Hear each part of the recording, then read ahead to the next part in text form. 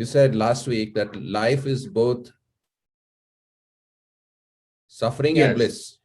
Well, why did Buddha only talk about suffering?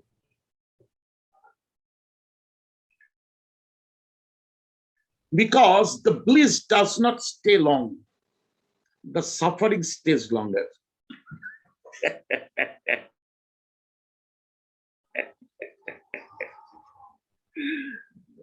The power of suffering is stronger than the power of bliss.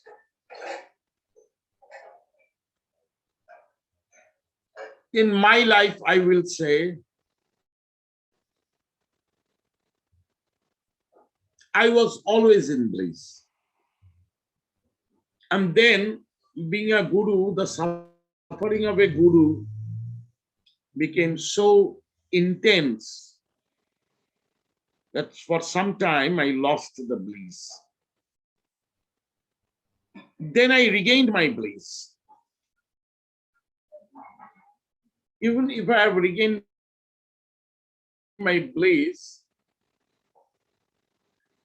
the suffering has blended into the bliss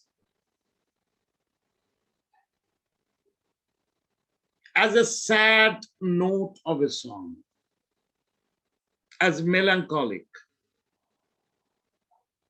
It's no more that bliss in its full form of a pirate's journey or a celebration mood. That's no more there. So the suffering has tranquilized the extra expression of the bliss.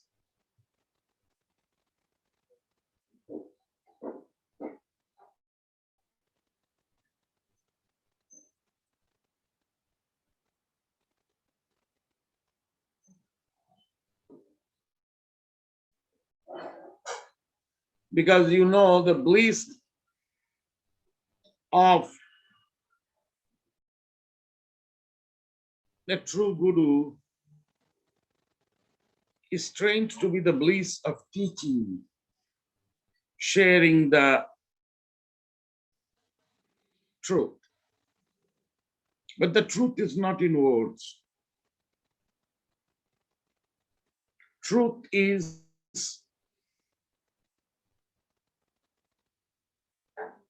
in the practice with the yearning of heart. If there is no love for practice, or a person is practicing mechanically to reach somewhere, they will not get the bliss of the practice. If there is somewhere also and not got the real bliss, then the enjoyments of world, and if they see that this practice is a penance and not bliss, they don't enjoy it. So their rooms of enjoyment will remain thirsty, and they will be tempted into any end of enjoyment.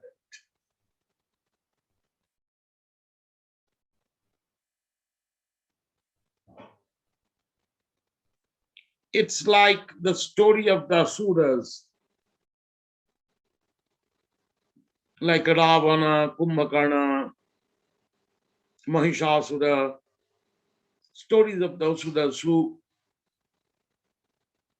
did a lot of power practices, but to get power, not to get liberation from suffering. So those powers will bring them suffering, because they are not liberated from their ego demon. Prior to that, they have taken judgment over the Guru. So that's suffering of the Guru too. But the disciple causing suffering in the Guru will also suffer, because it will be sitting on a branch of a tree and cutting the root of the tree. Asking somebody, can you please cut the root of the tree? I want this tree. No, why are you sitting on the branch of the tree? Because if I get down, somebody else will take it. It's like that.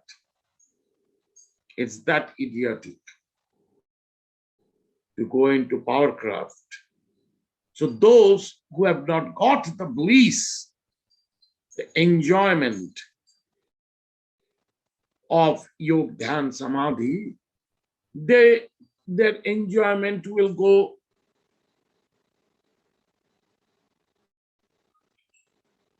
to lying, killing, stealing, sexual misconduct. Now, today I will explain the basics of the Śīla. Yesterday there were so many people that I didn't get a chance to take a bath. If I don't take bath, my whole hair gets locked and a lot of juices start flowing down from the head. Then today from the morning, not from the morning, like I go to bed in the morning, from midday when I wake up, the whole night I practice. From sunrise to 10, 11 o'clock, I sleep. Then I get up, clean the house.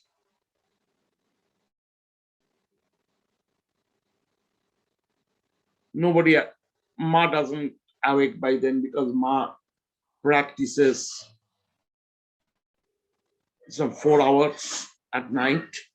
I go to bed much earlier, Ma goes later, so Ma gets up later. I get up, make my coffee, wash myself, make my coffee, and sit on for answering you people, smoking the whole house first.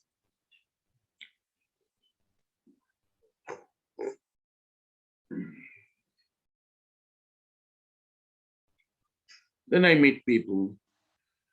Today,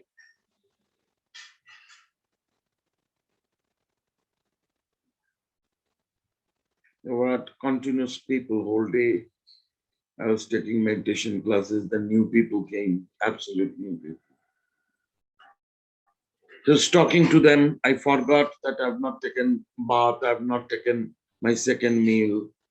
So at about 9 o'clock at the night, I took bath and took my second meal. And I am back to the screen with all of you.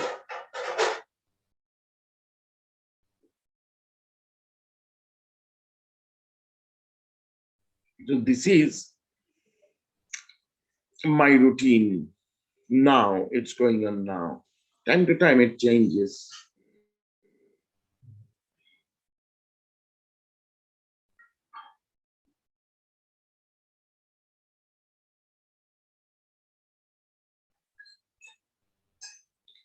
So what's the meaning of no lying? It's not only speaking a lie. No lying means not acting also lie.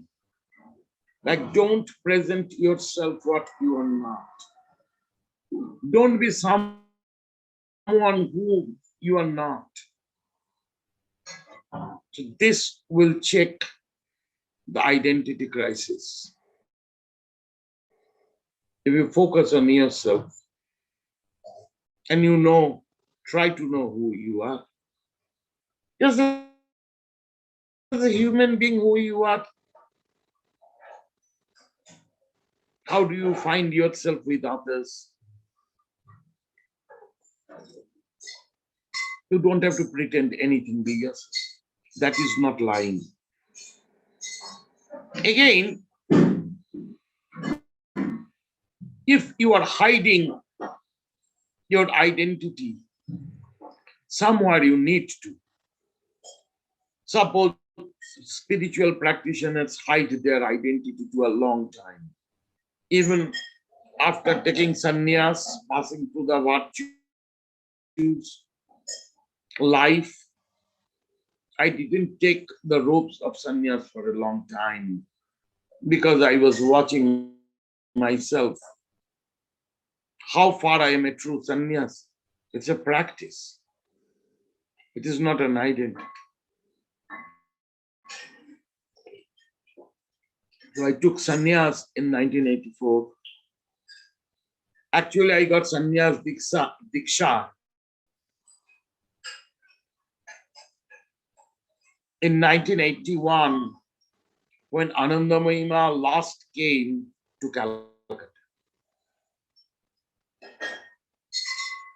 In 83, Sri Shima Anandamayi left her mortal body. In 84, I left home.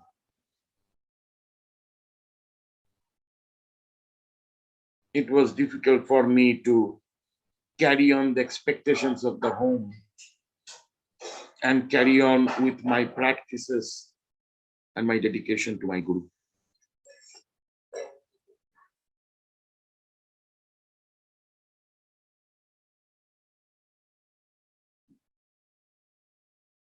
So I passed days and nights under the sky. Time to time, I used to stay with one aunt of mine who was alone, widow, old. So when I used to stay with her, I used to take care of her. That also in the daytime, I used to stay with her. And the night time, I used to cook for her, stay there, do my works, whatever there. That time I was an artist, so I was doing painting and sculptures for earning my own bread. I used to work in a school too.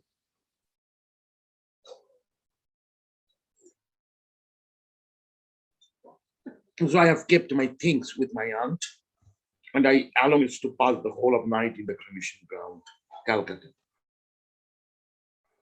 There were two cremation grounds, one in Kalighat and another beside the big Ganges, Ganga River in North Calcutta, called Bhutnath cremation ground, where Baba Ramnath Abhor used to come and sit. His last 30 years in Calcutta, he used to come and sit there. So we had a Nath asam there, just to go and sit there. Nights after nights is to pass there. And sometimes I needed to go home, needed something of the mortal life. Again, I had no home. I used to go to that aunt's place. Then when I was working the school, whole day I used to work in the school, come back to my aunt's place, keep my things, and the whole night again in the cremation ground. This was my life.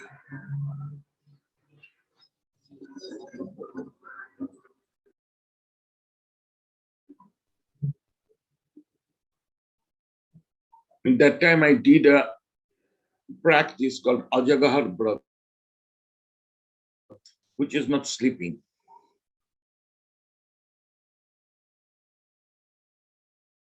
The period of my life at that time of sadhana, I didn't sleep for 7 years.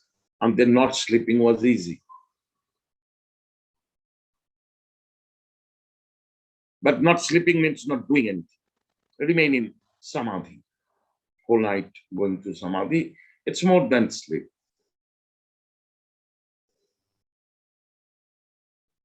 It was like the time when every aspect of life is practiced with yoga kriya.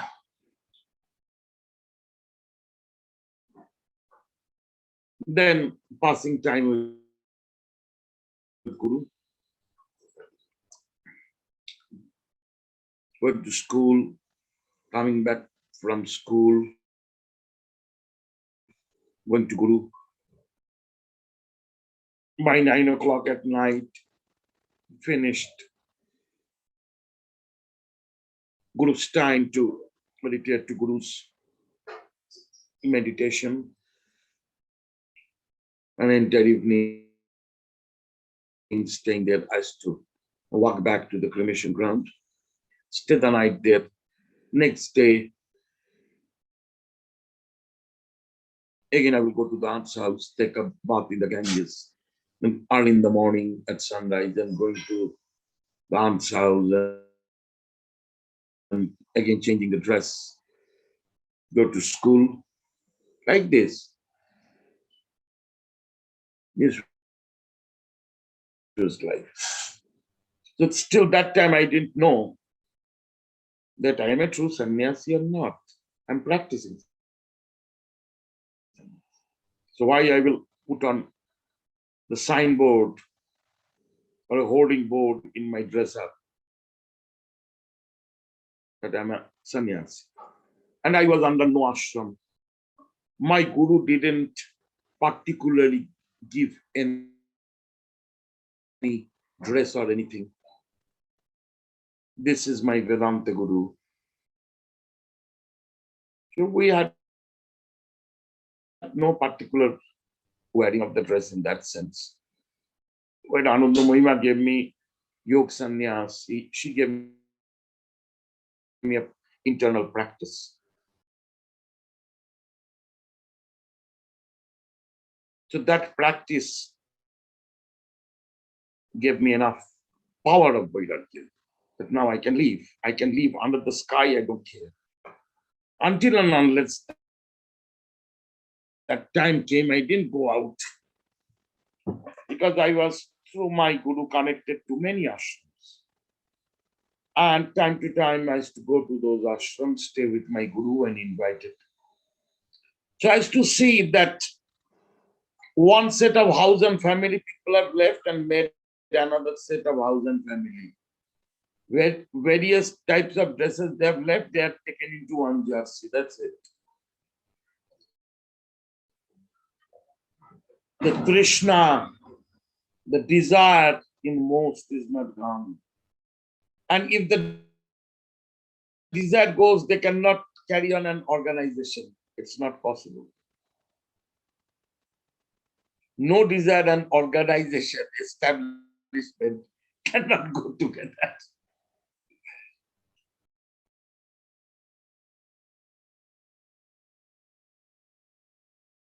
At least I don't know it can go together. Those who have ambition, they can build up an organization. Those who have no ambition, when you transcend the self, there is no ambition. So what do you care for? People call you Sadhu, Sadguru, Shri Shri, whatever. Who cares? Who knows you? How far you took time to know yourself? And then you knew yourself so much that you wanted to lose yourself. And after losing yourself, who cares what people think of you? If they think good, good. If they think bad, very good. They will not disturb. So in that situation, you need to hide. This hiding till a time is also a lie. And after a time, this hiding can be a virtue also. Like a psychotherapist is not professionally allowed to discuss about any patient's reports with anybody else. Sometimes not even with the guardian. Law can go to that end of professionalism. Because you are holding a lot of secrets of others. They are taking therapy from you. So our tantra when disciples come, they're also having their purifications. So they also have a lot of secrets with me. So I cannot open up one secret to the other until and unless I am training more doctors in the medical college. So at that time, I will know that which are the therapies I will do and which are the therapies first my disciples will do over those who are first coming, how they deal with them. This is how I will train up next generation to be teachers, the acharyas, slowly Muhanta. From there, one or two will become a guru. It has passed through the stages. You are doing your practice does not mean you can next day start becoming a teacher. No. Traditional Indian yogi parampara is not an American style. One weekend a class and next weekend is teachers training. No. It's entire life's work.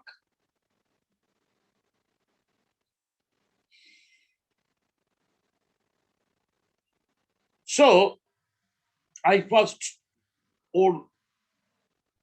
took to a particular kind of dress that was persuaded on me by yogis of South India and some Ramakrishna Mission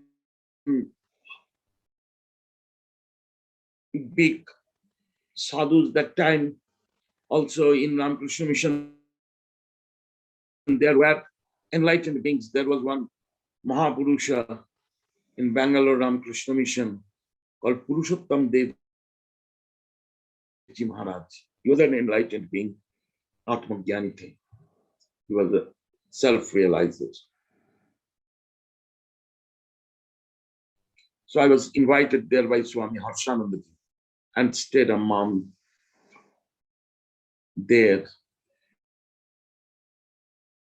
He asked me that if you can teach our sannyasis, because that time I was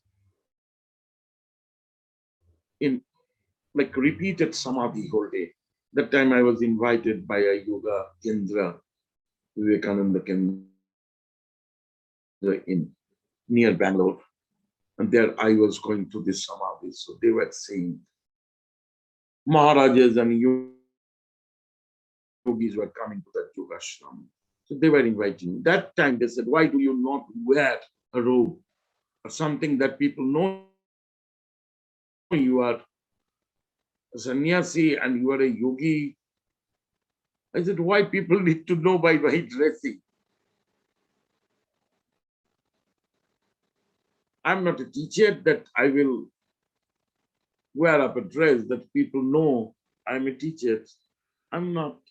I'm a practitioner. But they made me wear.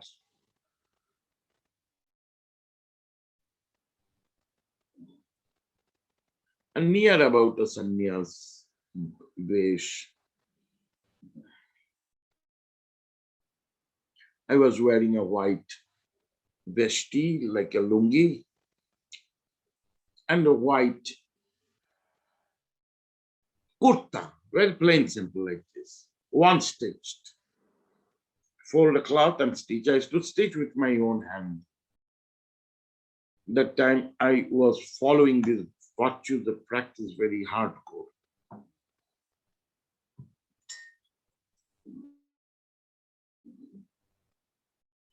Jai Guru Ma, Jai Guru. Just a moment. I need to put the battery charge. And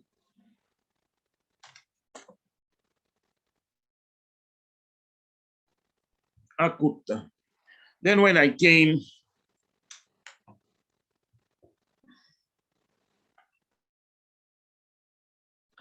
to Sikkim, that time the lamas put me into robes. But Power at on. that time, if I Bluetooth go to mode. some monastery Pairing. or something, I used to wear that red Tibetan jubba. But I used to feel not wearing, not letting people know. Somebody that time told me, this is also lying. Why are you hiding? No, this is not lying. I have right to my privacy because my self is not yet dissolved. So as a sadhak, I need my privacy. I don't need to be known by people. Then it will be difficult for me to have my time of practice. People will disturb me. From 1989, Baba Thakur gave me his robe, his own used robe.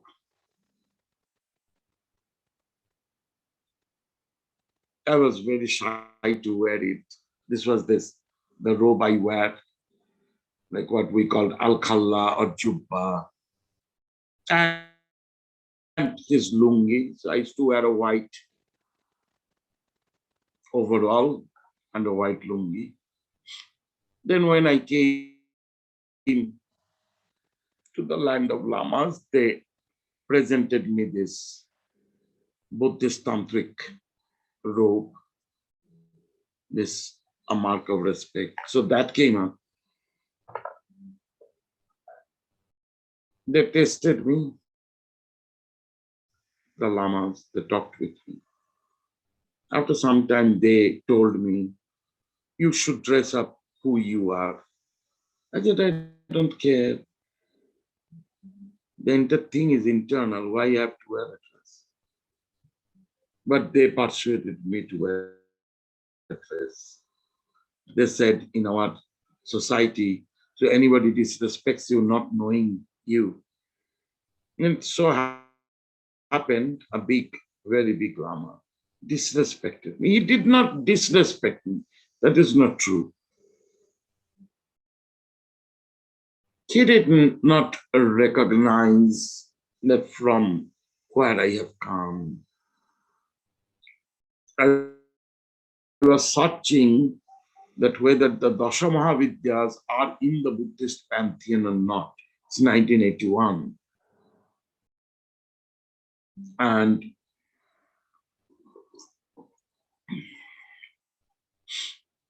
there was a great yogini there who recognized me from past paths. This reincarnation thing goes on in Tibetan society very highly. In Indian society, these reincarnations are not opened up to people. They're kept secret. We think it's not good for people to know.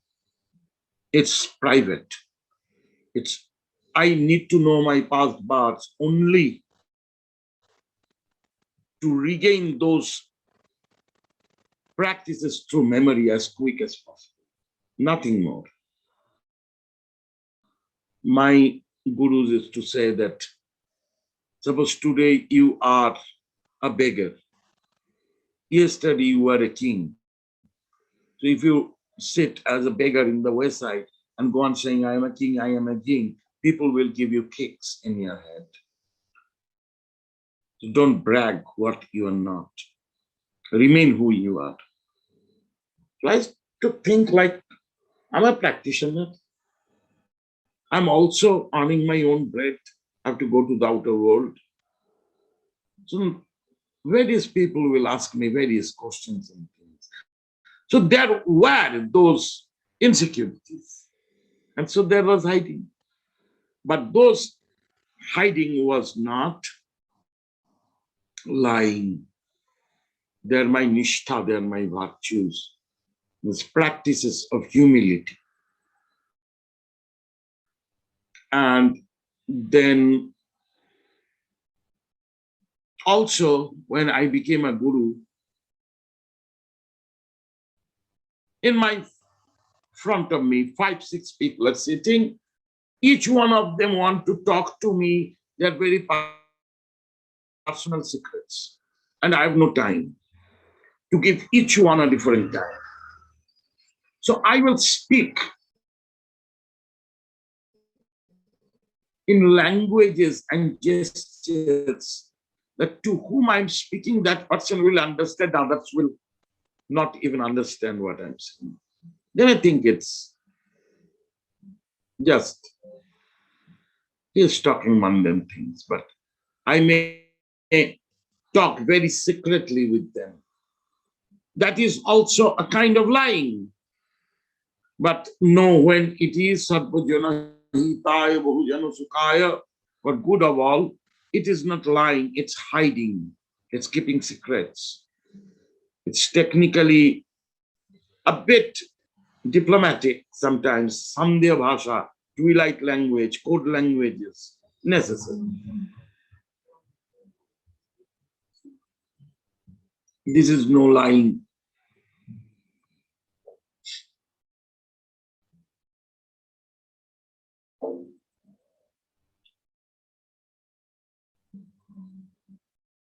The king heard and knew from people who have seen that Ghantapa, a Mahasiddha among the 84 Siddhas, called Ghantapa, Ghantanath, he lives with the whore in a forest and drinks a lot. And now he has got a child also, so what type of yogi he is, because at time he boasted to the king. When king invited him to the palace, he said, I am a renounced yogi, I don't go to the palace. The king made a point that they will catch him and insult him. The king came to at his door when they were about to leave that forest. And they caught and they were insulting him, anything, living with a whore, got a child, always carry the alcohol vase or a pitcher with. So this is what a yogi is, this is what a sannyasi is.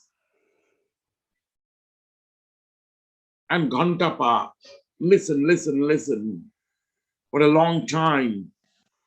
And people were spitting at him. When he took his vase of wine, which he was hiding under his cloak, and his child, and hurled them on the floor. And then and there, the child turned into the vajra, and the vase of wine turned into the bell. And he raised in the sky with his yogini. The whore has turned to be a yogini. Both of them raised into the sky. And the king was punished. And they understood that the outer behavior of the Mahasiddhas are not matters of little people to discuss with. It's not a matter of discussion of little people. Many of you have heard the name of Chogyam Trungpa Rinpoche. He was a madman. His monastery used to continuously go on with pop music. And he used to take to bed any woman coming near him almost. That was people talking about him. He was in America. He was the abbot of 48 monasteries of Tibet. And he was like that.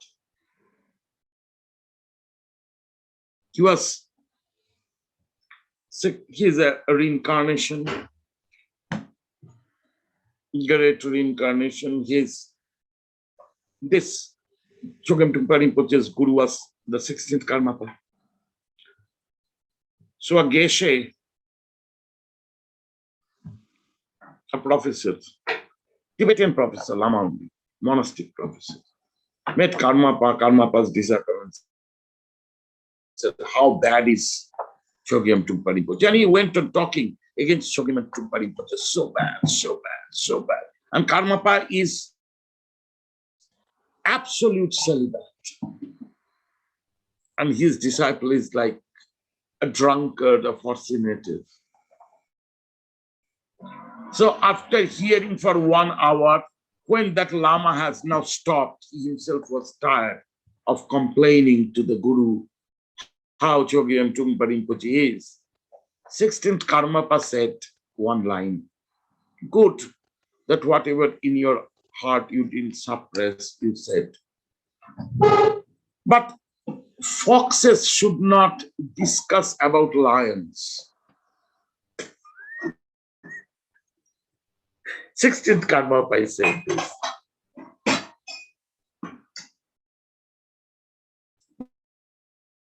Then 16th Karmapa said a big description what perfect yogi is. Chogyam Trungpa. Then the Geshe got very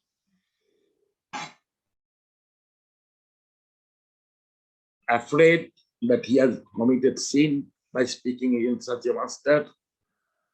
So the Geshe said, so what redemption of this seed can be? You go and take a teaching from Chogyam Trungpa, just teaching, public teaching. So that day when he entered the teaching house, Chogyam Trungpa lectured for 11 hours at a stretch. In this 11 hours time, he has eaten 49 omelets and 16 full bottles of sake.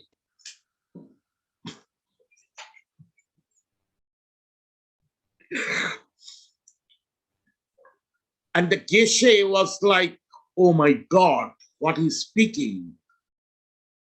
Like maybe first 1 hour listening to him, his brain got fried. And he saw that his American disciples are sitting. Many people have fainted. Many people have gone into sleep. He is speaking. Some people are straightly sitting and going on listening. So he said this. And I met that Geshe in my life. Talk to me this time. So what are the ways of Mahasiddhas? It's very difficult to understand. It's very, very difficult. Whatever, it's always good. Our cultural teaching is never challenge a yogi. If you know the ways of a yogi, then witness, witness, witness. If you find anything that you are not understanding in a yogi, ask the yogi that this part of you I am not understanding. They will be happy. They will not get angry. But say humbly.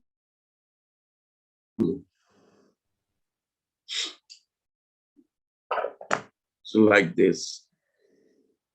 That time,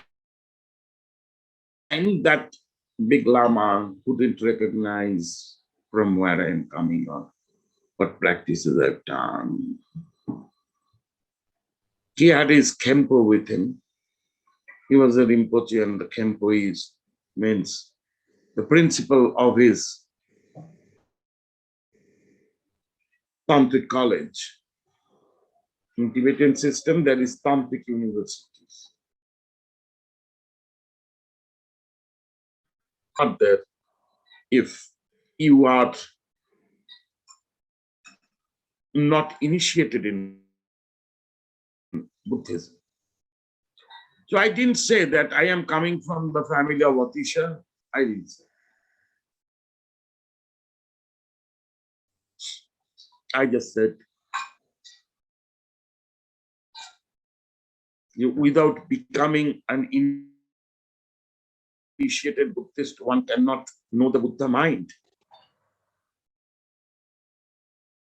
And the Guru didn't say anything. Guru is sitting there. The Guru said, how is it possible? And the Kempo or the Pracharya said, no, there's no possibility. Why we will discuss with you these secrets? It's true also. It is there.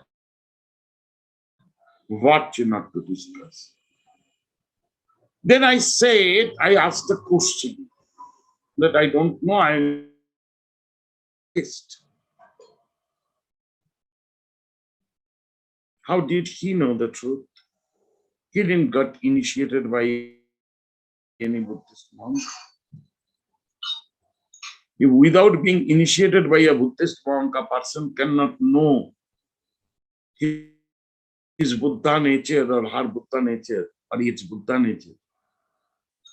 So Buddha nature needs to be a Buddhist.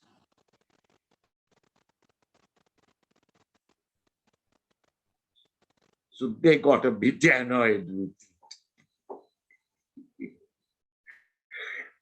So that time this yogini entered the hall, was even the Rinpoche's Guru mother. She was a yogini, Bhutanese, very high yogini. And she shouted out, calling me in my one past birth's name, and told the Rinpoche that grow more the inner view to recognize people. So she recognized me and said, after that, I was given this jubba, a red jubba. Please wear this. People should know who you are. Later, Lachen Rinpoche gave me this Nakpar robe. These are all outer fashions. These are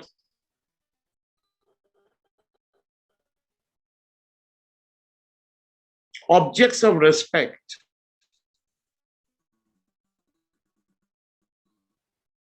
But that doesn't mean anything. It only means that I'm claiming such and such. What does it matter?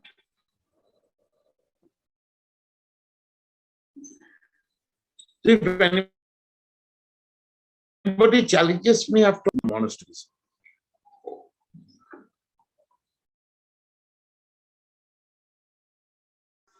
this is what is meant by lying, that no even attitude should be false.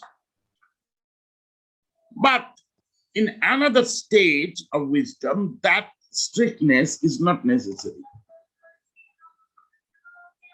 Then you can have also fake identities. When I go to new lands, I just dress up like a local ordinary person.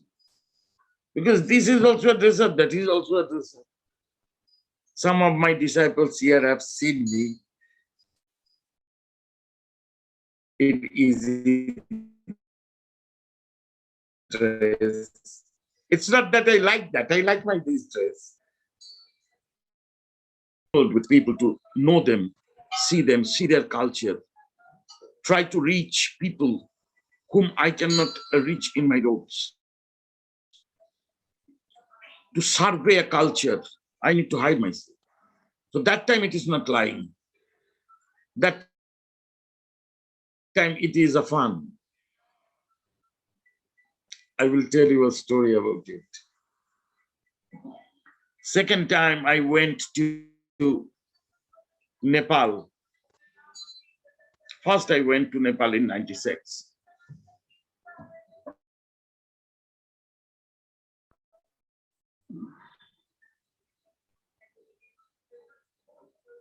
Rangama knows, Rangama went.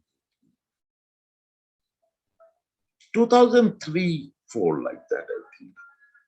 Is Rangama there? No, she can say. I forgot. So I used to stay in various places. So I went to absolute in the tourist area that time, because it was a place in between Kathmandu and in between Shambhunath. 3 nights I stayed there to do my field studies, because I'm a researcher at the same time. So I was researching on things. So I needed to cover up my work, libraries and monasteries and things, just like nobody knows me. So I dressed as I look like in ordinary dress of a hippie. And then I'm very fond of chewing palm that. And in Nepal, Kathmandu, it's very difficult to get a palm shop.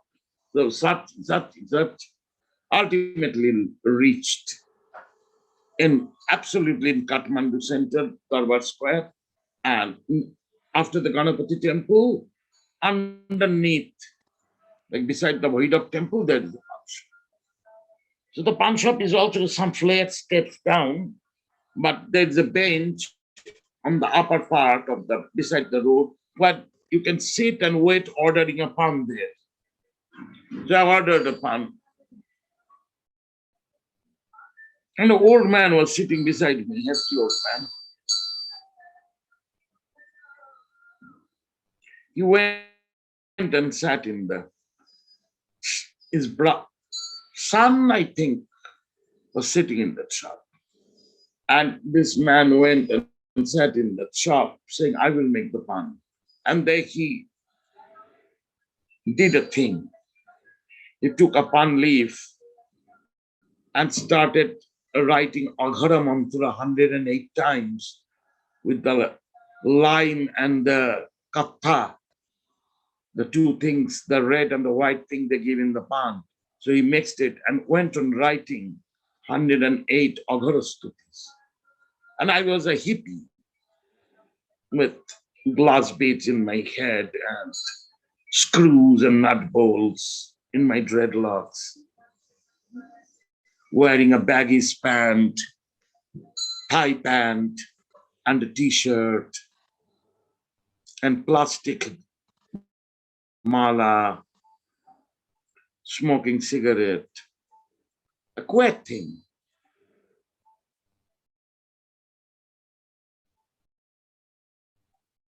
And he came up.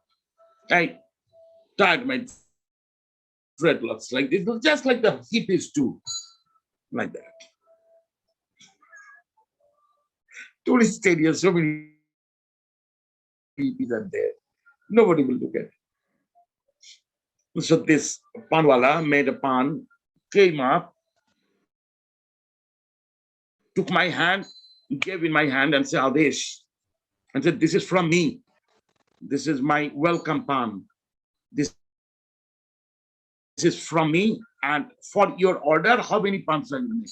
I said 5. So he made a pan, came up and said, when you sat beside me, I knew you are a hiding Nath yogi. I said, how do I'm a hippie?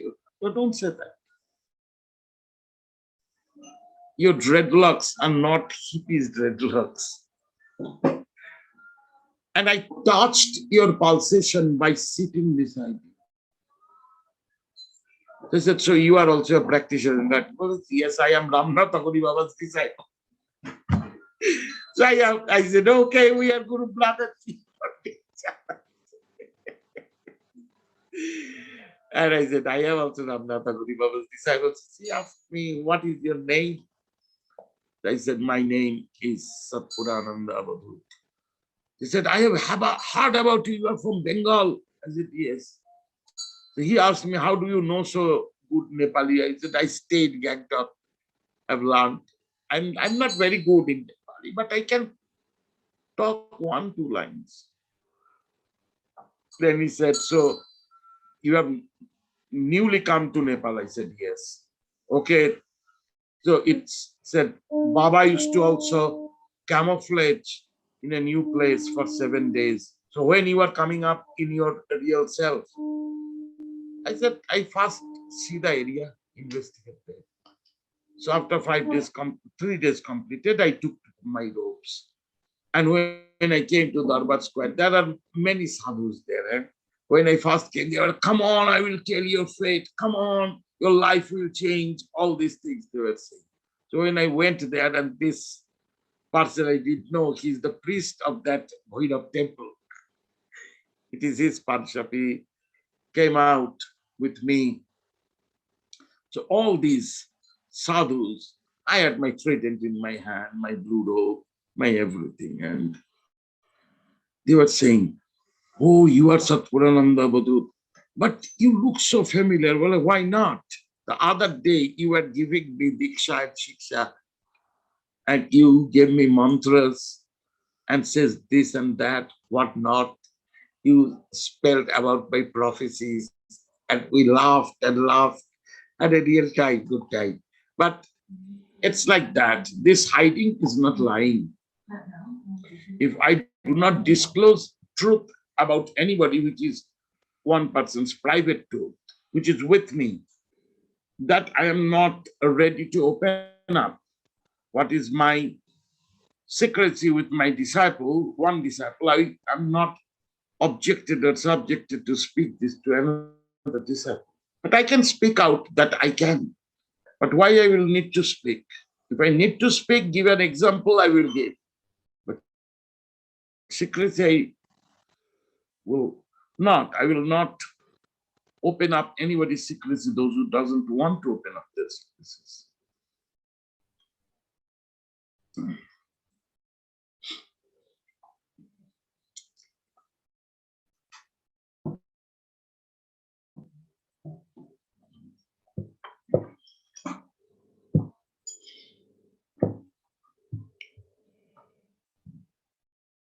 Similarly, stealing is prohibited.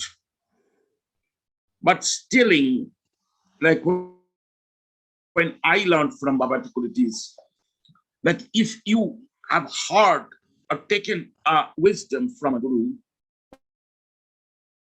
when you speak about it, you quote it and name whose teaching it is.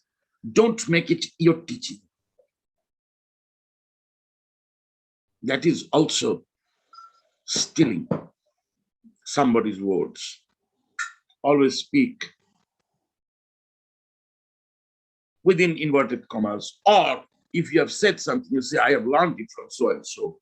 Give that respect, have that humility, have the truthfulness. So stealing can be anything. Suppose a disciple has left me, I have also got rid of a disciple, and the disciple is practicing the practices that I've given the disciple. Those practices will not benefit the disciple. Moreover, the disciple will get many negative effects from those practices, because that is also stealing. You have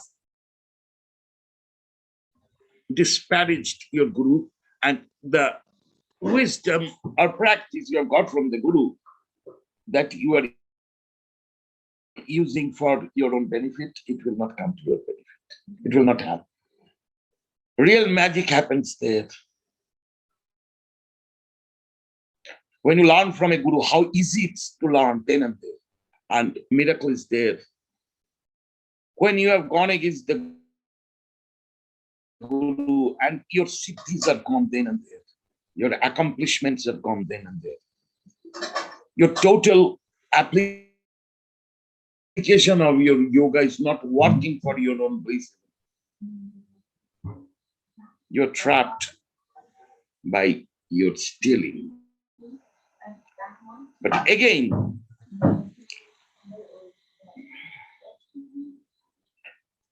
Avadhut is said to be carrying endless gurus. Why? There's a story in Bhagavatam that the text of the Vaishnavas, that how Shukdev Goswami was a great Avadhuta in time of Krishna, and he learned from various animals, from plants and trees and birds. So there's these 24 gurus. They're called 24 gurus of a novel. It's like round the clock gurus. So they're learning from everything. That time, if you learn seeing somebody,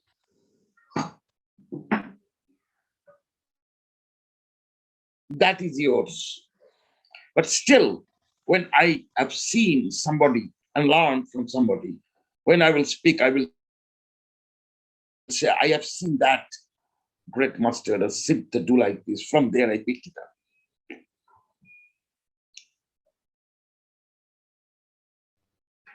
So das is not stealing. When stealing is when you are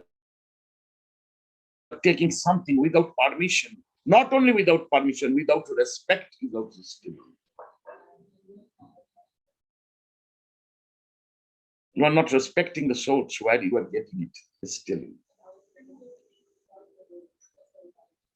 Killing, not killing. Not killing means not killing for food. Buddha is to eat non-veg food also. Whatever people offered him, he ate. For your food, if you have to kill, you need the food. So for that, the Bodhidhanam is there. Sacrifice, offering. So before you kill an animal, you liberate the spirit of the animal. So you have to give an empowerment and initiation to the animal. Give it an abhishekam. Then you will going to kill that animal because you are assimilating the animal's karma in you.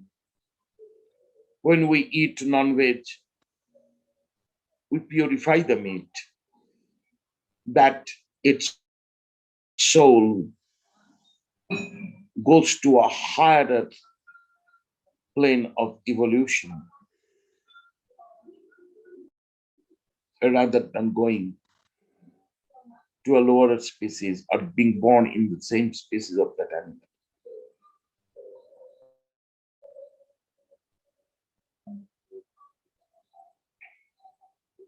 And Ma Shoroshima, she doesn't kill anything. She doesn't kill an ant. Nowadays, she kills mosquitoes if they too much bite her. Otherwise, Ma never is to kill a mosquito. So her is extreme emotion about animals and life, and she cannot kill anybody. So she does not eat. But I don't stand against it. Because this is her virtue. It is evolved from her, originated from her. Herself didn't want to eat anymore anything that deprives animals or kills animals.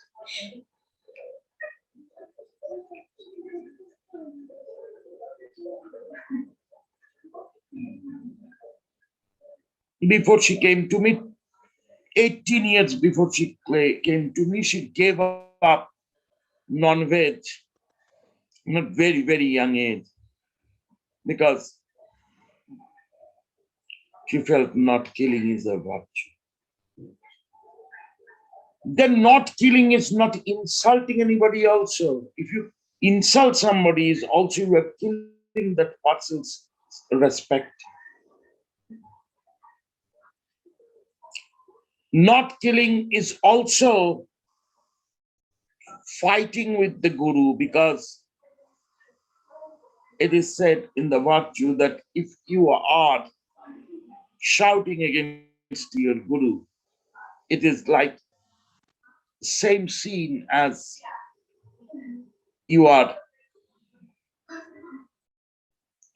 killing somebody. It is also a kill. Insulting your guru, you're killing the guru. You will get the karma of it. The guru does not have to punish you. You will get it. If the guru is a Satguru, you will get it. If the guru is a true guru, you will get it. Anything, any accusation against the guru which is not true in the eyes of existence, maybe in your eyes that is true, but which is not true, if you speak against the Siddha, that will rebound to you in your life and you will suffer. Same thing. You will do those bad things that you are saying about your guru. Those qualities will enter you and decline.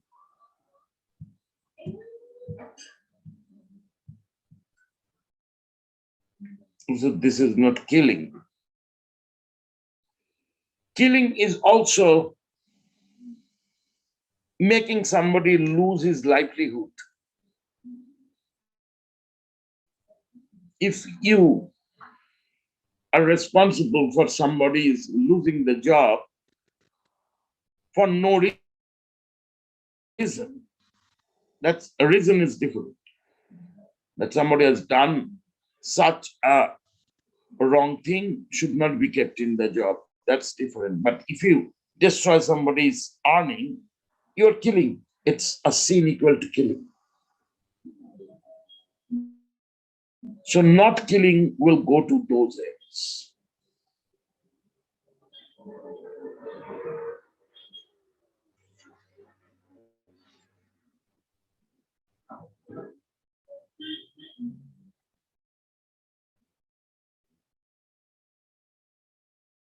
No addiction. You should not be addicted to anything that you cannot leave it. So without having addiction, even alcohol, marijuana, these are complete medicines. But not standing on narcotic use of it. It's medicinal use. Most of the medicines are drugs, aren't they? Whole life, how many drugs you have taken? What about your addiction to sex? Addiction to eating? Addiction to specific food? Addiction to specific behavioral patterns? They are also addiction. For a fully liberated being, even fixed to God is an addiction. No fixation. Avimuktam. Avimuktam nirisharang bhavet. One who is absolutely salvaged, one who is completely liberated, is not bound to even a thought of God.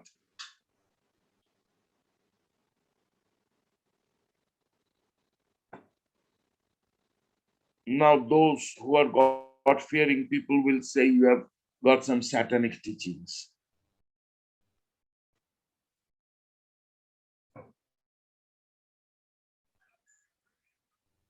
Very difficult to give public teachings.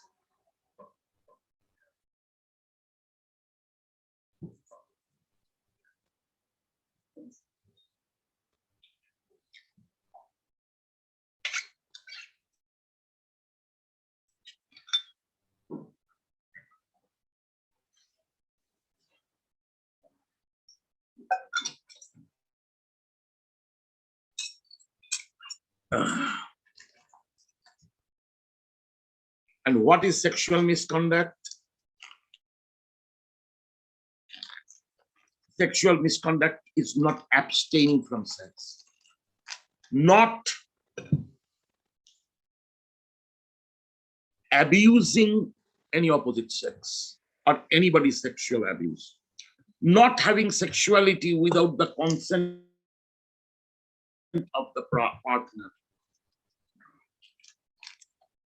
not having sex with somebody whom you are not allowed to, somebody's wife, not your wife. Because in tantric practice of sex, you can attain enlightenment to sexuality also. But that needs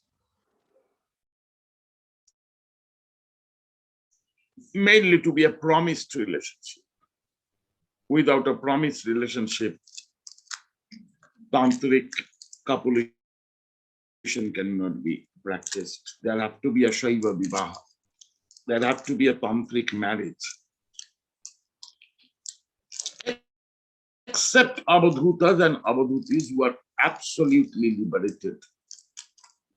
But why they will like to have sex? That's also a question. If somebody wants to have, can have. No problem.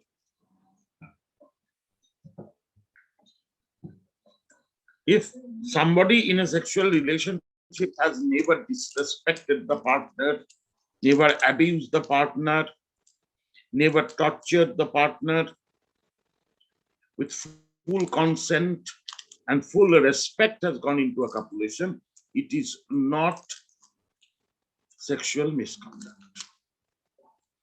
But somebody wearing a saffron colored dress, calling himself so and so sannyasi or a renunciate monk, and behind the curtain having sex with somebody, that's not what is a sexual conduct. That is lying also. Avadhutas have no law, no Śīla. They never go against anything, so they have nothing that's negative. So they don't have extra positive virtues. Whichever way they take their life, it is maitreyasangha. That it's self-evolved way they live. That is their privacy. They don't disturb anybody. They don't like to be disturbed by anybody. They share their wisdom with others, but that doesn't mean they give license to others to judge them. And if others judge them also, they don't care. Like foxes doesn't have to talk about lions. Same story comes back.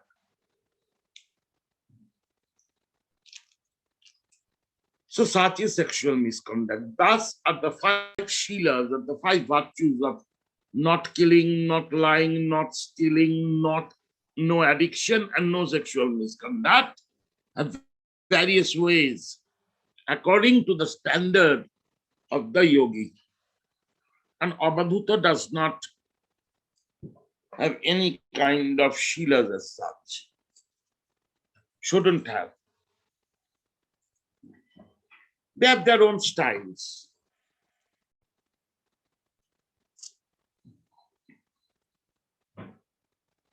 They are independent people. Why they have to follow anybody's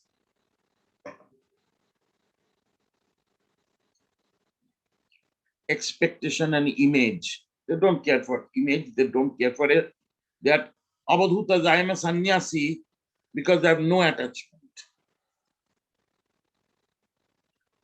And I'm not a sannyasi because I'm not bound by any forbidding or any compulsion.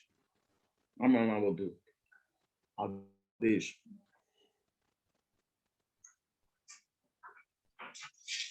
My life is my virtue. I never go against my conscience.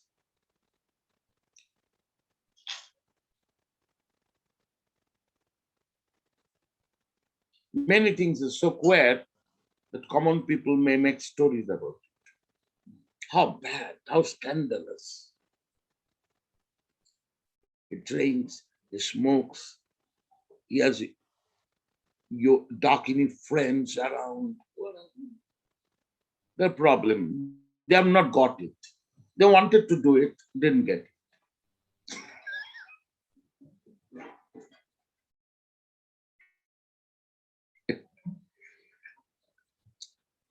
This is the Śīla, the basic truthfulness towards you. Observe this. Jai Guru, Jai Guru. Now, any question of anybody today?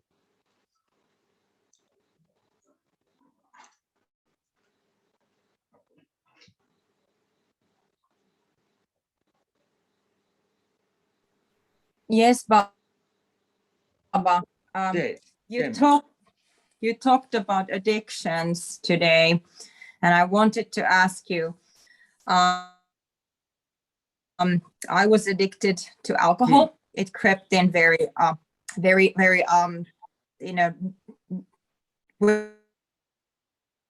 that I didn't see it coming. But I've been now 44 days sober, and I wanted to ask you, can I reprogram my mind that I could drink in social settings, or should I abstain? How long you have not taken drinks? For 42 days now, for 43 days. Sorry, yes, 43. Do it till 49 days. 49 days. Okay, thank you. Then you are out. Thank you, Baba. Then you are out of that attachment. Remember, our 7 chakras, anything you do, change the schedule in your body mind, it will take 49 days to settle down your body mind. For everybody, remember this.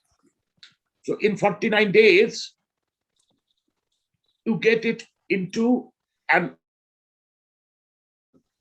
conditioned reflex in it. So anything you are practicing, after 49 days, you will find the first effect of it. Okay?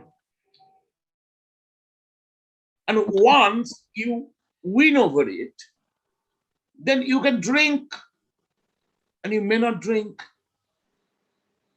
You are free from the addiction. So first do 49 days, watch the next. Okay, thank you, Baba. Okay. Acha. There are 2 more questions. Let me see. One is Eleonora. Will I read it, Ma? It's okay to read your question? No. I read it privately.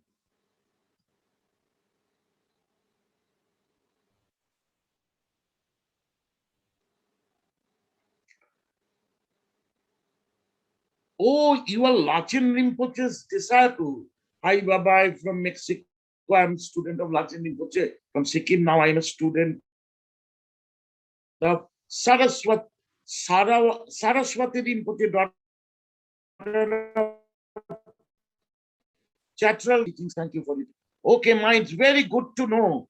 Lachin Rinpoche was one of my best friends of life. The day he left his body, I was not in Sikkim. I was in my tours and teaching, so I could not reach. I've already left Sikkim that day. And I'm very sad that I lost my very close friend. With him, I passed long, long years. Time to time, he used to come to my place. Time to time, I used to go to his place.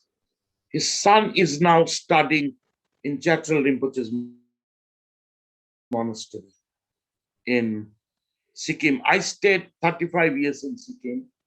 Last 6 years, I am staying in Kalimpong. My Nagpa Zen was given by your Guru. He wanted me to wear that. But the people think you are an ordinary monk. You are not a monk. You are a Nagpa. You are this dress. So I said, okay, the day we will wear. So he presented me one. presented him another, and we had a feast together in my place. When his daughter was born, I was called to bless the daughter. Then when his son was born, both are reincarnates, son, daughter, both. The daughter has a mark of a lotus under the left eye. And those kids were so fond of me whenever I used to go. Son was from childhood days only, very grave. Daughter was very sweet. Then Lachen Rinpoche home was in a place called Baleduna. I knew his family too. And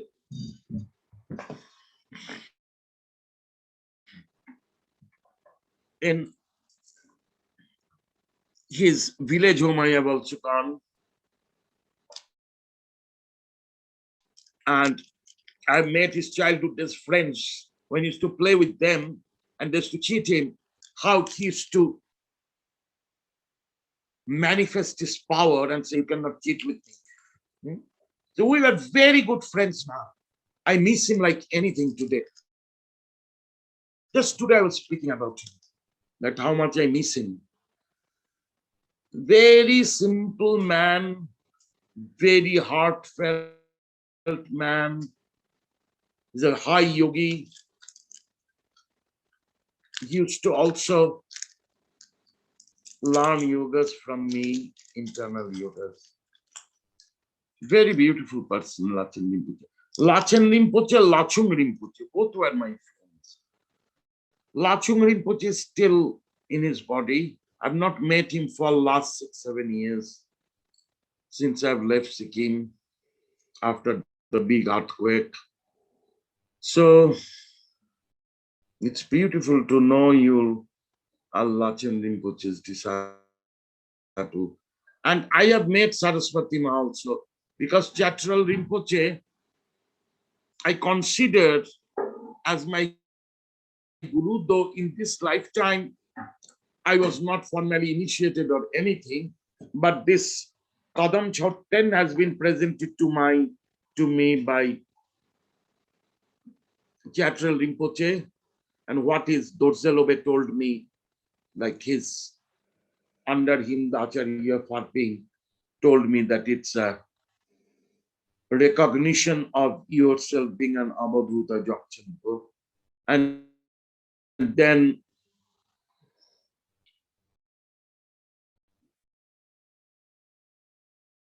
he asked one of my disciples who went with me, gave her the money to buy me this khatanga that is beside me. This is also like his recognition on me, but in past lives, he was one past life, I remember many past lives, but one major past life, I used to remember him as my guru long back in history. And Chatral Rinpoche recognized that, but he didn't say. He said yes, but he asked me not to talk. Saraswati Ma was there when I went. But he wrote me something where he wrote signature the Sanskrit name, which was his that time name.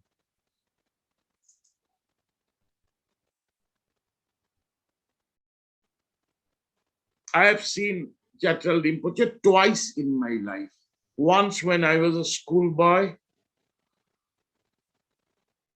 and first time I went into a Tibetan monastery in Darjeeling in Ghum. Used to stay in Ghum monastery that time. And I went into a trance and a lot of revelations were happening. My parents were there. I was regarded as a mad boy from Calcutta. And I was treated as a madman also, because when my revelations from past births used to come, they used to think I am hallucinating or speaking rubbish. So I was speaking something like that rubbish, and my parents were like, "What? Again, he has started doing this inside the temple." But my, like I sing a Tibetan temple, my inside out busted.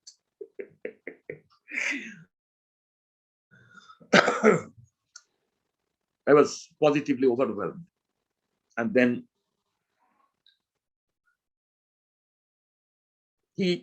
when he has come for me and standing in front of me, I do not know. He just hold my hands, and I came back to my senses. And he said, "Who are you?" And like I lost everything. It was like a chandelier breaking in pieces. And I was afraid, like now my parents will beat me because I have done a social madness in the social world. I've been a mad. So then my Rinpoche took my mother and father and talked something about my birth or her experiences when I was in her tummy. They didn't disclose me, but he told me, "I will wait for you when you will come back." And told my parents, "Don't take him to pilgrimages. He will outburst. I think I know him, but I cannot decide just now. And don't let him go into any mainstream religion. Let him develop of his own." That was his advice to my parents. So when I met him, and I said that I met you when I was a student of class 8 or 9, and you said that you will wait for me, and I am also waiting for you, but I could reach you ultimately. I have come to see you. That is why I have come to Nepal. So he just said, he remembered that my mother was a school teacher and my father was an advocate. There was one Sherpa Lama, my translated, and Saraswati Ma was translating me this. The same day Rinpoche came and the same day Rinpoche left. He came, his Dorje came early in the morning one day and said, Rinpoche has called from where he was in retreat, that Saraswati Ma has called from where Rinpoche was in retreat, that they're coming to Farping to meet him. I was waiting there for long.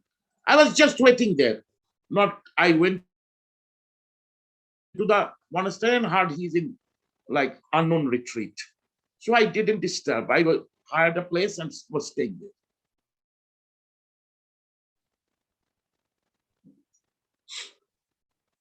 Then that day there was Ralo Rinpoche also there.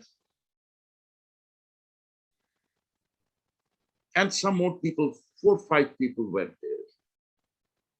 So it was one of the greatest moments of my life that I met him, and I got very overwhelmed, positively overwhelmed. It's not used in India, overwhelm is used in a very positive way.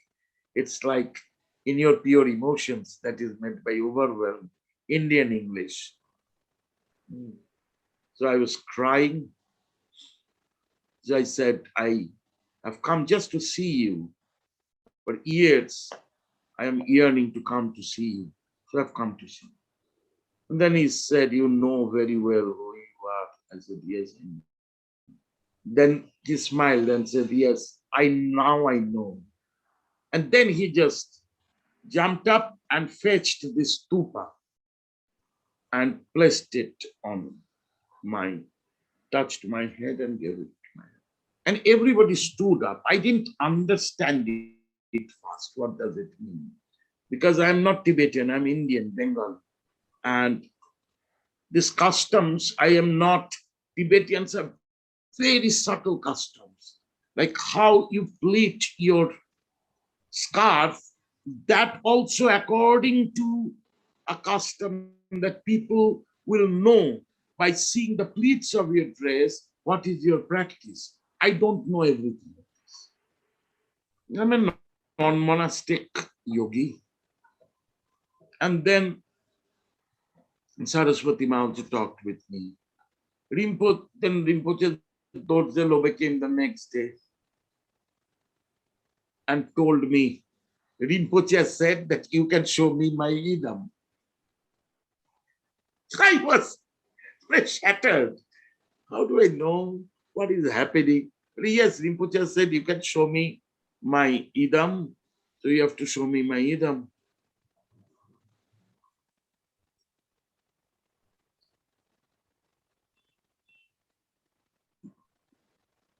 And he gave me a box of very small, like medicine packages. Everything, there was a Tibetan name written that I cannot read. I've studied in Sanskrit and Pali. I have not studied Tibetan. So I said, what is this? He gave me at the end. He said, Rinpoche sent it to you in a small pouch. But in Nepal, they have cloth pouches, no? Beautiful color inside it. Like some 20 little objects. And then we sat in a meditation, open-eyed meditation. And I prayed to my gurus that he sees his idam. I do not know. And he believes he saw his idam. I don't know. And then he offered me this pouch. I said, what is this? So he did each one. There were dried piece of that dried fish from the Tarakund. All sorts of these magic materials. Then there are 5 parts of his body. Then there was 9 types of meats in a tablet. Then there were mosses of Kailash. Then there were juniper leaves of some another holy place. Then there are 9 alcohols put in a pill. Then like this, there were some 20 things. He said, these are offerings to Hevajra. Rinpoche has offered this through me to you as your offering to you, that after that I see the idam. So how he saw the idam is his glory, not mine, but whatever. So Thank you so I much, could Baba. not go to Rinpoche. Rinpoche ordered me 2 things, to write 2 books, and I have written. One is a research paper, and it is already published. He asked me to correct. He used to communicate very metaphorical. He used to send me things. Holding that thing, I will read what he has asked me to do. There are gestures. You have to read those gestures. He has sent me a thing. I have to meditate with the thing, what he is telling me through this thing. Like that. So I have not been able to complete the second book yet, which is the book of all the internal yogas. I've written, but it needs more elaboration. The first has been already from South India published. It was on Sri Yantra. Rinpoche gave many people to draw Sri Yantra, and I've heard that, and they claimed that nobody could complete it, or he didn't agree with it. Finally, I did it, but I could not reach in the etching plate. When the etching plate completed, it took me 15 years to work on that. So the day I finished the etching plate, and the next day I am packing up to go to Nepal to give it to him, that I have done my first work. I heard that he has left his body. So it's a great blessing that you are Lachen Rinpoche's disciple and then Saraswati Ma's disciple. Very good, very good, very good. I'm very happy to meet you. Very happy to know. That's a true Siddha tradition. Jamal. Acha. Lalitam is saying something. This addresses many of the issues met by Westerner practitioners trying to live in the West. Thank you. About what are you saying this, Ma? We live in a world that reinforces no virtues at all. And there are no rules. So we kind of have to, I don't know, it's very hard to live here and figure out our own way to dress. You don't get the environment that you need and such. But I'm ordered to live here, so I do. That's the best of it. That is what you have come. Existence have created you there. It is your place. You have to find the spirituality in your place. I know. Because pure consciousness is everywhere. It is in everything. Everything is sacred. Everything is divine. It's only our incapability makes us not to accept everything. That's it. There are many incapabilities here also, Ma. Very, very many incapabilities. I'd love to go to India. Ma, come up. In March, I am going to US. I will from there go to Canada. Ube. In March, I'm going to visit Rangama. Yeah. So she needs the thorough study of Abhidhamma Kosha. I complete the Abhidhamma Kosha with her, and then I will come to you. Yay. I will like to drive, but I will not take vaccine. So I heard that I cannot enter Canada without vaccine, then I will not go. Then you two will come. Or you bring Satyavan also, where we will stay. Rangama is staying in where, Ma? I think Colorado. Rangama is in Colorado, in Boulder, no? You never ask me these things. These things I can never keep in my mind. Somewhere, Rangama will know. You talk to Rangama. You communicate with Rangama. Yes. And when you plan to come to Quebec, and you already reach in March in the States, then sometime maybe May, June we can, because otherwise it's too cold. I will go to Chicago also for maybe 15, 20 days. To see the new one. I will go to Beer Lake to see the new one, to see Sahaja. Yeah. And I will not stay there long because now they have a baby. They have very busy time and space. I will not disturb them long. But I will like to go to see her. And from there, we may hire a car and drive, or if Joy drives us, or Julie drives us, Larissa Shumwar will do. I do not know. Nothing planned. Because in this time period, whether I will be able to go or not, I do not know. But if I go, Joe, I am meeting you. Joe. Greetings, Baba. Yes. Yes, I will go. And my return ticket is after 6 months. But in between, I may go to Europe also. Just a tour and teaching will carry on. Whatever, I'm going. And so, Lolitama, I will go to your ashram. What you told me before, to accept your invitation. You got angry with me also. I said, no. Nah, but this time I will accept your invitation and go and stay with you for some time. Long I have not seen you. We have not talked, had fun.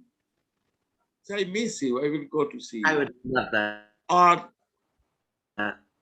I will pick you up from there and bring you to India. But where I stay now is a bad place. It's on the main road. That sound damages my ears. Like I cannot take that pollution. But I am not getting a better place either. So when I get a better place, then I wish I will bring you and I will keep you with me for long. It's silent here. Now, I will make a place where I'm silent. No, this place like, is silent. You know, at that I know. I will go. I will visit. Absolutely, I will go. So, the Śīlas have various standards, as I was saying. There's a story of Drukpa Kungle hunting a deer inside a monastery. There is a story of Virupa drinking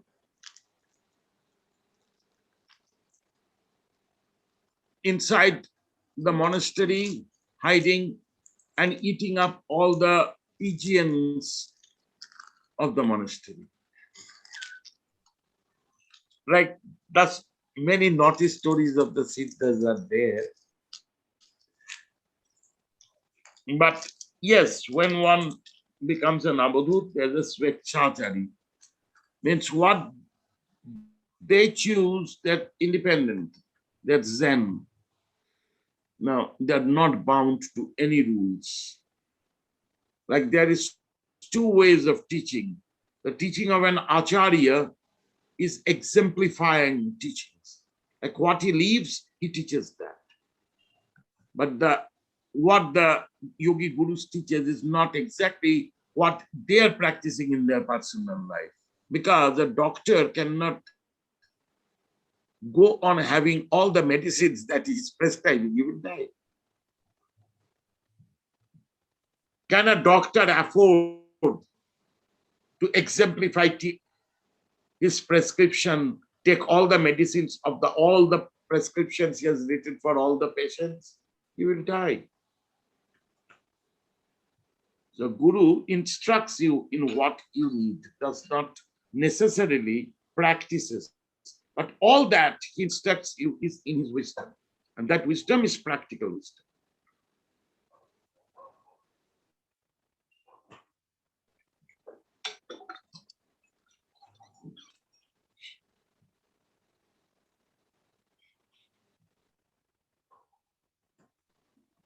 There is a story that when Padmasambhava became the chancellor of Nalanda University at the age of 21, he was chancellor of Nalanda University. He was elected the chancellor. There was not a greater scholar than him in his time. But because he broke the rules of Nalanda and gave equal study scopes and status to women, the old Mahayanis revolted against him, saying that he is breaking Buddha's rule. Orthodox religionists, what to do? So when he left Nalanda University, the entire big crew of Nalanda University left Nalanda University with him. They all walked out from Nalanda. There was Vairocana, Bimala Mitra, Kamala Śīla, Shantarakshit, Buddha Gujya, all Buddha Gujya was one of teachers of Padmasambhava. And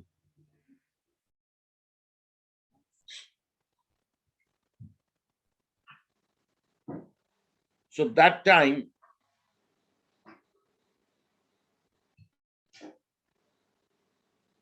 he started Somapuri Vihara in Bangladesh, which has been excavated recently. The first Vajrayana monastery. It's in Dhaka district of Bangladesh, a place called Vikrampur, and the monastery is called Somapuri Vihara. It was first named differently. It was Vikrampuri Vihara. Then it was renamed as Somapuri Vihara. And so from that monastery, a number of chilams, tridents, and Shiva lingams have been found as archaeological findings.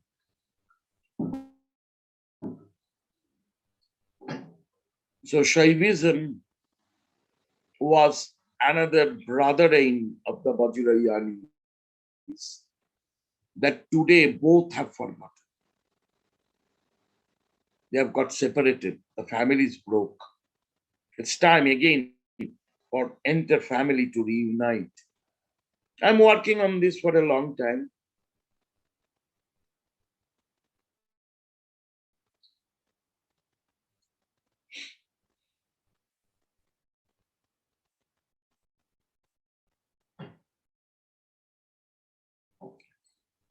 So without these Śīlas, it's not possible to have a purification. And without purification, your soul will not lose the aggregates of this lifetime and other lifetimes. So wherever you are, if you have to do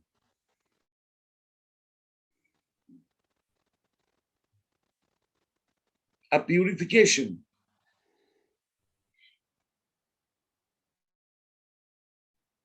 you have to go through the Śīlas, to the virtues. Then by stages, you will have new Śīlas and old Śīlas virtues you will transcend. The ultimate Śīla is humanism. And it has innumerable dimensions. The ultimate Śīla is not divinity, it's humanism. That is where a Buddha said that an human being can attain enlightenment the way I practiced it. So it's a way of a human being. Gods and goddesses are programmings, softwares made by enlightened beings.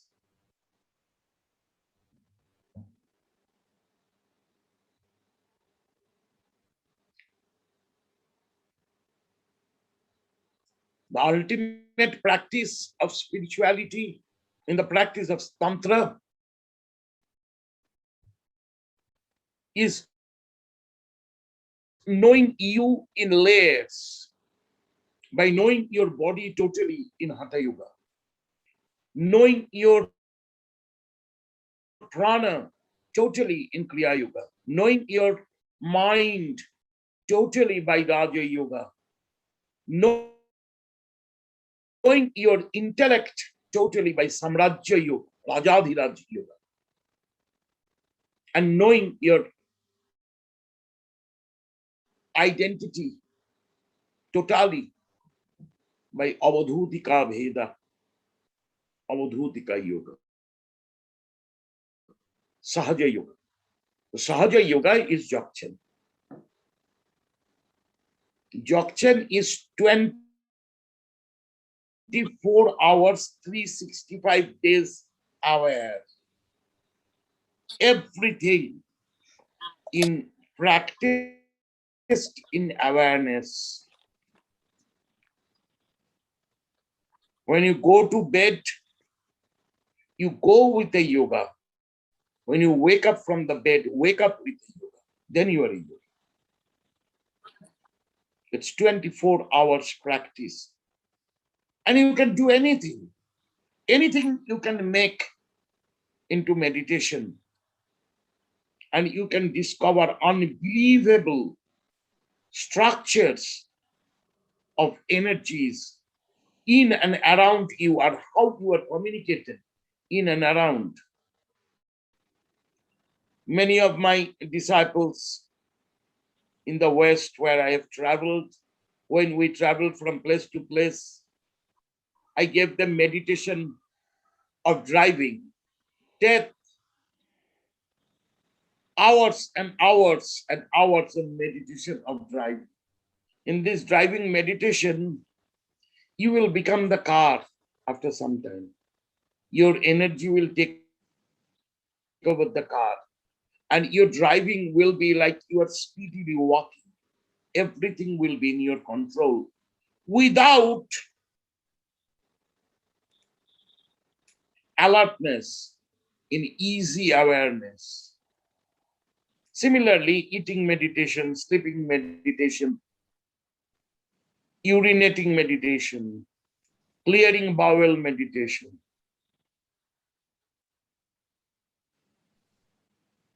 So all your everyday work will turn to meditation.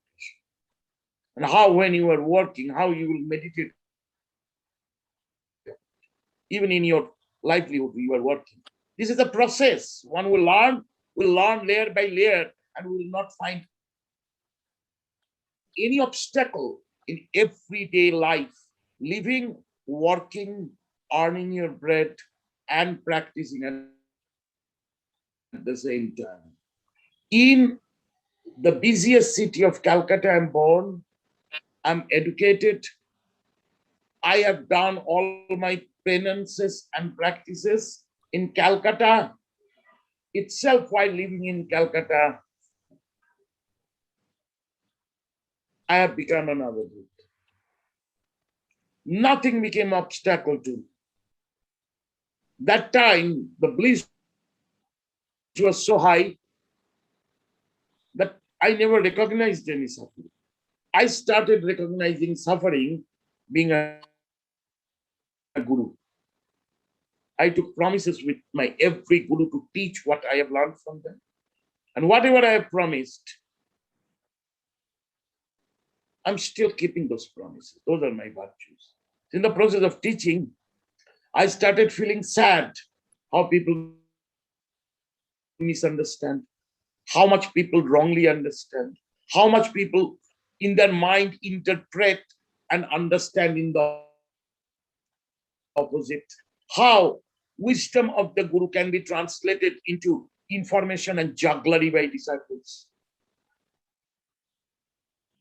How a practice which is with awareness, somebody can pick it up as a self-hypnosis and imagine that is happening to that person.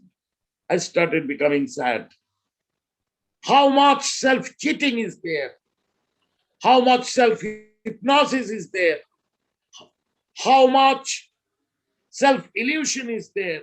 How much compartmentalized identities are there?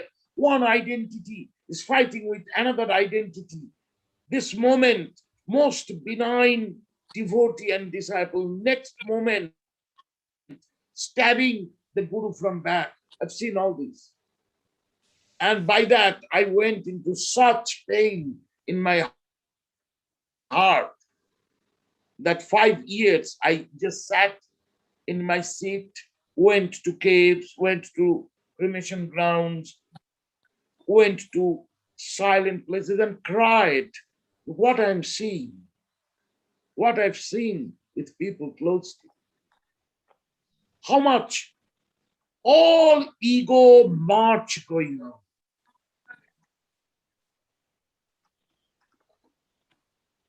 I've seen big monastic masters speaking of a philosophy, speaking of sutras, but they have not practiced the tantras connected to the sutras.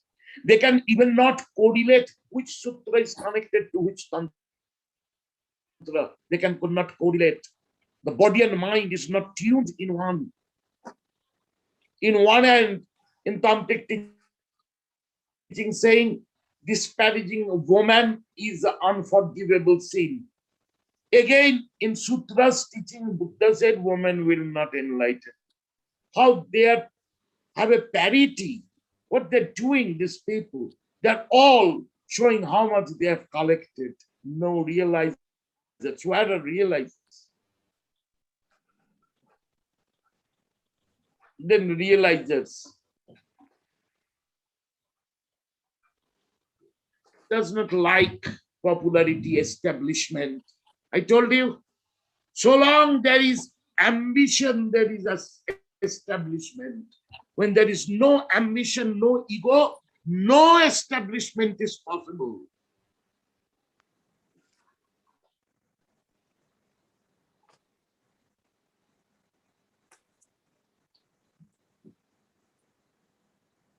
All great rishis, Vishwamitra, Vasishtha, Durvasa, Yagnavalkya, they got convocations by King Janaka, recognition by King Janaka, with so much dowries for their ashramas, for their establishments. But when Janaka said, who is going to impart me the wisdom that I can feel, I can experience? Not a single of the sages could do it to Janaka.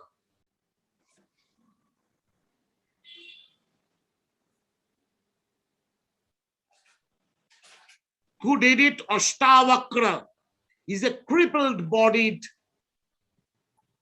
person who has not been initiated into the Vedas. He has not got his Upanayanam. No samskar. In one moment, made Janaka go into Samadhivas, left.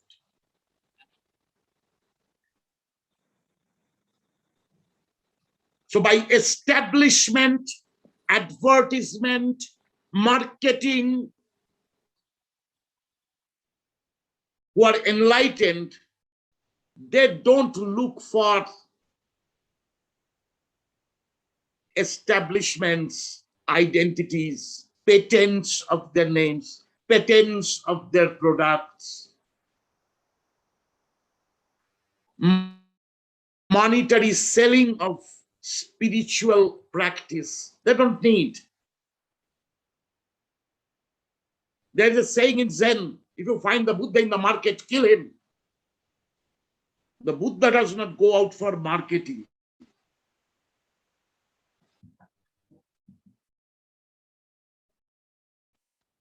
The Buddha teaches who wants to learn.